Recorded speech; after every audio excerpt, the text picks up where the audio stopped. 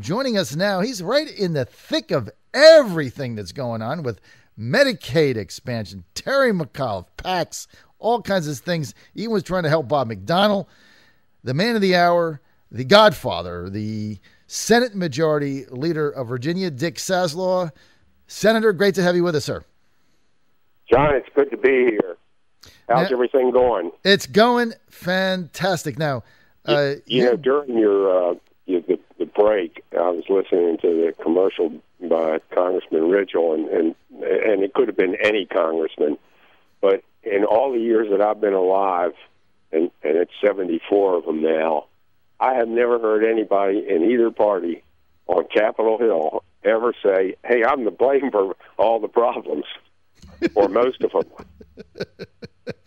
Well, there's a level of accountability, I guess, when you're there. But we do want to thank you for tuning in, though, to our commercials. See, now, I really appreciate that. And be sure that all of our advertisers, if you ever have an opportunity to buy their service or get involved with them, why, you go ahead and do that, because without them, I wouldn't be here. So we got to love our advertisers up, but I do appreciate that. Now, let's get to MedEx. Terry McAuliffe made this, proposal, if you will, basically getting rid of Marketplace Virginia, said, let's do a 2-year pilot program. You close the Senate down. Everybody's getting mad at everybody. What's going on? Well, we may still wind up with Marketplace expansion on a 2-year project. There's a long way to go. One of the things that you need to remind people is that this is the fifth time, at least the fifth time, starting in 2001, that we've run over, run past the time. And in fact, in 2001, and we can't do that this time because it's the beginning of the biennium and not the end. In 2001, we never resolved the budget. Senator Norman and I were suing Governor Gilmore over the car tax increase, and we ultimately reverted back to the biennium budget as introduced and signed into law the year before. And Governor Kane, his first year in office, on Mark Warner's budget, that did not get signed until I think it was June 30th. So, we're really not in strange territory. We've been here before. And ultimately, this stuff always gets worked out one way or another, but it's got a ways to go, to be honest with you. Now, Republicans, Mr. Majority Leader, they were not shy about really directing their ire at you for sending the Senate home. They're like, look, the governor called this special session. I don't know why they directed it at me. It was a joint decision made by the two chairs of the Senate Finance Committee. It wasn't a unilateral decision. Everybody agreed to it. There was no objections. Not one person got up, and not one out of 40 got up and said, hey, why are we going home? And the reason that we did what we did was, first off, the House had essentially adjourned until the next night, okay, which would now put us into Wednesday to get their bill. We had some people who had other, prior engagements and could not, be there. And we felt that it would also be a lot more responsible to allow for a public hearing on that proposal, which we're going to do on Tuesday, for the better part of Tuesday afternoon.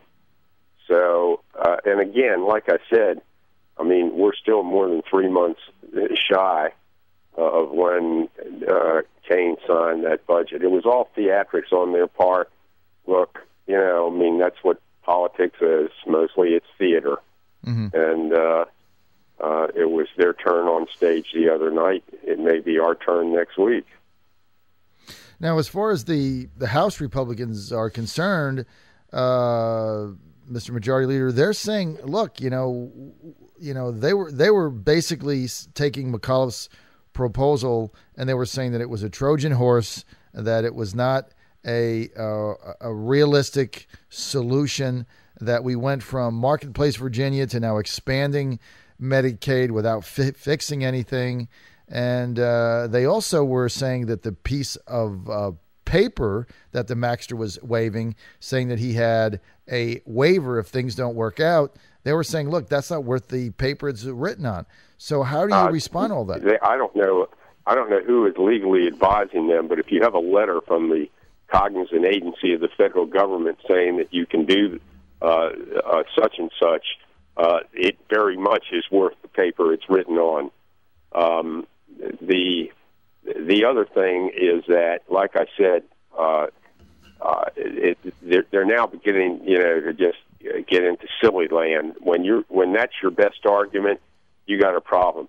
Look, Warren Buffett could walk in there, give us a check for $2 billion, and the first words out of their mouth would be, "How do you know the check's any good?"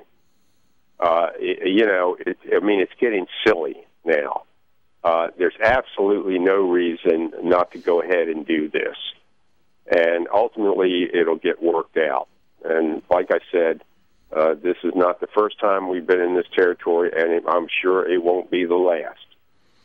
Common Sense News Time 8:19. This is the John Fredericks Radio Network across Virginia. We're with the majority leader of the Virginia Senate, the Democrat Dick Saslaw. We call him the Godfather for obvious reasons. Now, Senator, earlier in the week after this went down, I had one of your colleagues, Senator Bill Stanley, on my show, and he said, look, this thing, there's no way it could ever get stopped after a 2-year period. He said if we tried to do that, it would be the biggest lawsuit in the history of the galaxy. How do you respond to that?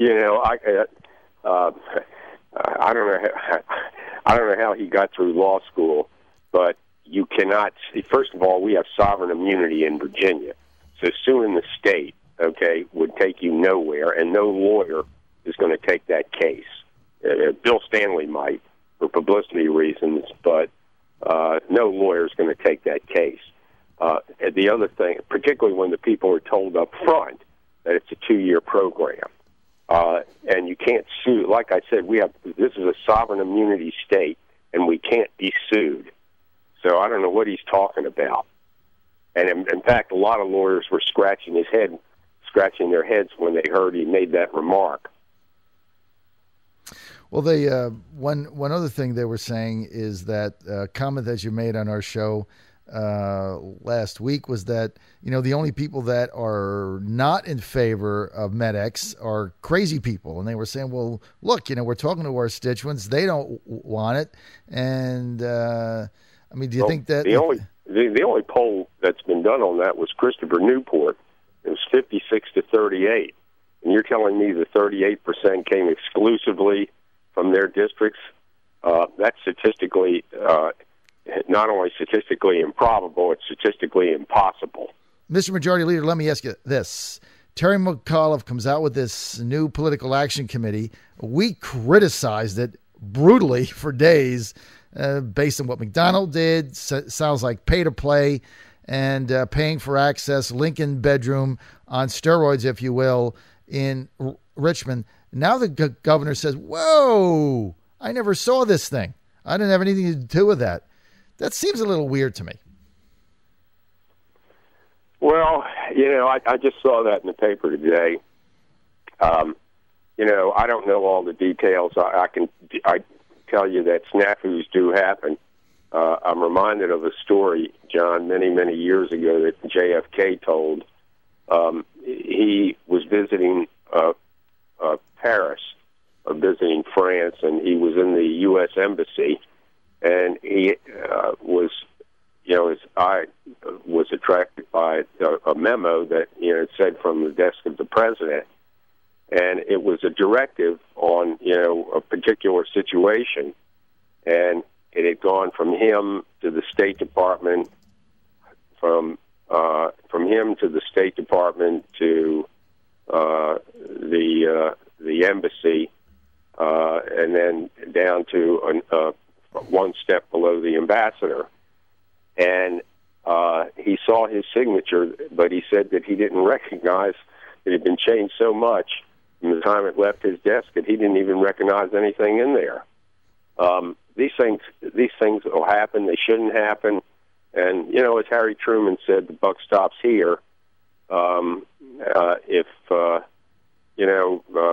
these things will happen, that, sometimes things will get away from you. They shouldn't, but they do. But you have to take, you've got to take responsibility for it.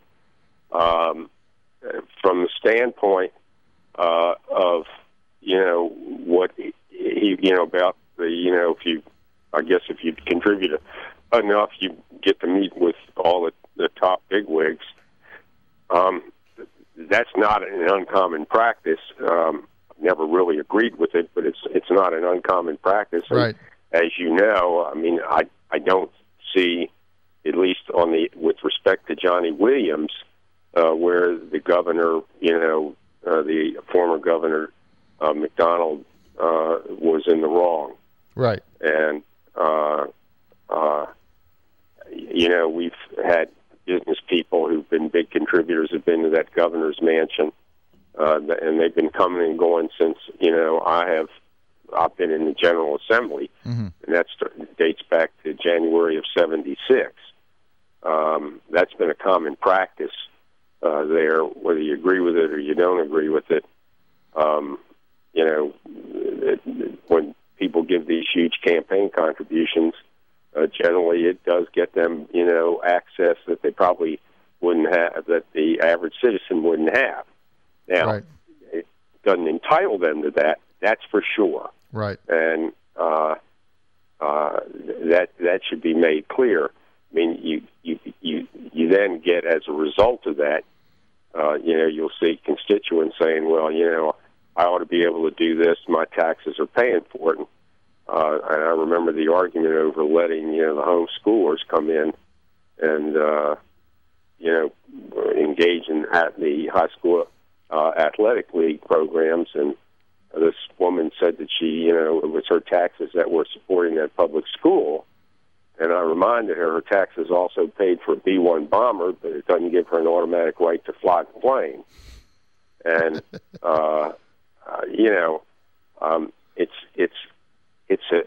it's part of our system.